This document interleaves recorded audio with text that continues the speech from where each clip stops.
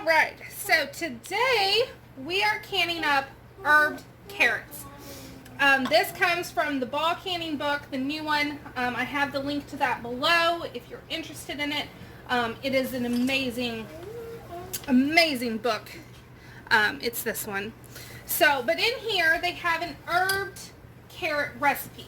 I'm going to change up the herbs just a little bit to go with what I have on hand right now, and also what I feel like is going to be absolutely delicious. So, I'm doing mine in quarts today, as you can see, and I'm also making it easy on myself and doing baby carrots so that I could leave them whole. I did not have to do anything to them other than open up the bag and throw them in my jar. So, what I did first, I took nice clean jars and I filled them to 1 inch of headspace with the baby carrots. And I mean, they're not going anywhere. They're stuffed, they're packed down, and I was able to get 7 quarts out of that, which will be a canner load, which is exactly what I was wanting. Yes, good job. So, after you do that, we're going to go ahead and season. And then I also, can you even see it? Yeah. So this is chicken broth. You could use vegetable broth. You could use water if you'd rather do that. This is some chicken stock that I made with the Better Than Bouillon. And so that's going to go over everything, but we want to do our dry ingredients first. So it's just going to be like an assembly line. It's exactly how I do my beans. So each jar is going to get 1 teaspoon of salt, and I'm using Himalayan pink salt because you are able to can with that. It is non-iodized, which is what you want. And you could do any flavors you were wanting. The only thing I would stay away from is sage, because sage gets bitter during the canning process. So you do want to stay away from that. So we got that in. Now I'm going to add a 1/2 teaspoon of lemon zest. This is fresh lemon zest to each one. I don't even know if I need, no, I can do it this way. Hopefully I have enough. I have lemons that are getting ready to go bad. They need used. Get a little more. Alright, so that is done. Another tip, clean as you go, and then you aren't overwhelmed with a huge mess at the end. Okay, next, we're going to put in some garlic powder. And I know you can see, and you've seen it for a few videos now, my mound of garlic. That is going to be homemade garlic powder. If I can ever have a day to where it's not scorching. So I'm going to put a 1/2 teaspoon of garlic in each one. Oh, it already smells so good. I also have, I don't know if the video will be out yet, but I have habanero carrot butter cooking on my stove right now that I'm going to can up. And oh my goodness, it smells phenomenal. Okay, now I'm going to add some dill weed. Again, a 1/2 teaspoon. And I am, I don't know why I keep doing that. I'm using dry ingredients because you have to use a lot more when you're doing fresh. And quite honestly, these are going to get to rehydrate really nicely while they're getting canned. So I think using dry ingredients versus fresh in this application is going to go to my advantage. Okay, the last thing I am using is some rosemary. Now, with the rosemary is pretty strong, so I'm only going to do a 1/4 teaspoon of the rosemary leaves. And quite honestly, whenever I usually use rosemary, I will grind it in my mortar pestle because I just think it makes it to where you're not biting into a semi-rehydrated rosemary leaves. But these should be fine since we are canning them. So, you know what? I think I'm going to add some couple peppercorns to each one as well, just to help flavor the broth. Probably 4 or 5 for each one. Okay, there we go. And I'm able to do this since we are pressure canning, so the herbs and stuff isn't going to matter. So now I'm going to take my hot broth, and we are going to fill to an inch of headspace, which is right here. That bottom lip, that's your inch of headspace. So we're going to fill to that. Then I'm going to debubble. You want to make sure you're using something that is non-metallic. Metallic is going to potentially crack, nick something to your glass jar. So you definitely don't want to use metallic. I use this right here. They used to have a plastic piece that you would use as a debubbler. Now they have a spatula looking thing, and they want $7 for it. And I have the spatula. I got 2 for $1. So I just use it.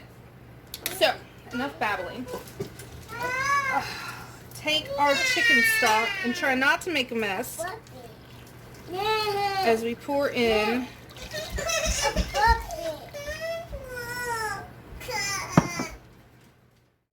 Okay, so I have everything to an inch of headspace, and now you want to take your debubbler of choice and just try to get those air pockets out. Air pockets are going to cause your jar not to seal.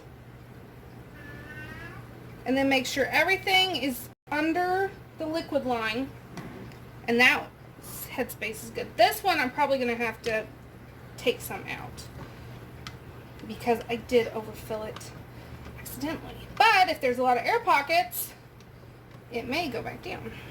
No. Alright. So, I'm going to take a little out of that.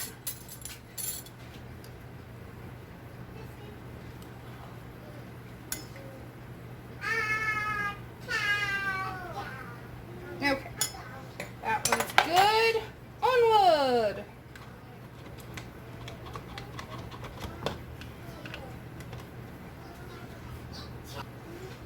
Okay, so all of them have been debubbled. Didn't have to add any water to any of them. And now we're going to wipe the rim of our jar. Now, since we're pressure canning, you could just use water if you wanted to do that, but I always use white vinegar because when I water bath can, I use white vinegar, and it just kind of cleans it better.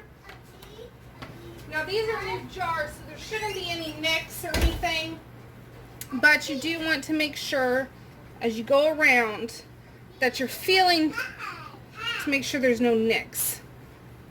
And of course, as you're washing your jars, you want to make sure that there aren't any cracks or nicks, because that'll cause the jar to fail. It'll cause the jar to explode in the canner. Not to scare you, but like you'll see where like the bottom comes out of jars. Knock on some wood. Never had that happen to me yet. Now that I say that, it probably will. But okay, so that's good. So now we're going to take our hot lids. I am just using regular lids today because if these are good, I'm going to give some to my dad, which he's good about giving me back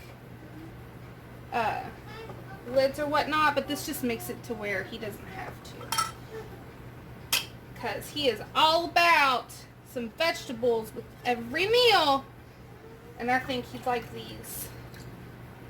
I do. He would have wanted some hot pepper in it, though. If this turns out, I may make another recipe of them, another batch of them, and put like habanero or something. But I am making that habanero carrot butter, so.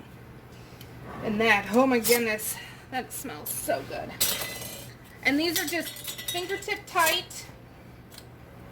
And then these are going to have to be pressure canned because they are low acid. So these are going to go in my All-American, and they are going to go for 30 minutes since we are doing quarts. I always put a little splash of white vinegar in my water because I have hard water. So these are we're going to let it come up and vent for 10 minutes. Put the weight on, and mine is 10 pounds of pressure for my altitude. It does change the higher up you go. Make sure you are looking because you may have to do 15 pounds of pressure instead of 10. And then once it has come up to pressure, we'll let it go for 30 minutes. So I will bring you back when these are done, but look. Oh, those are going to be so good. I cannot wait. Okay, so these went for their 30 minutes. I let them come off of pressure naturally. You always want to make sure you don't rush that. Some things just should not be rushed. And then I took the weight off and let it sit for another 5 minutes before just now opening it up. Now these smell so good, and they just look phenomenal.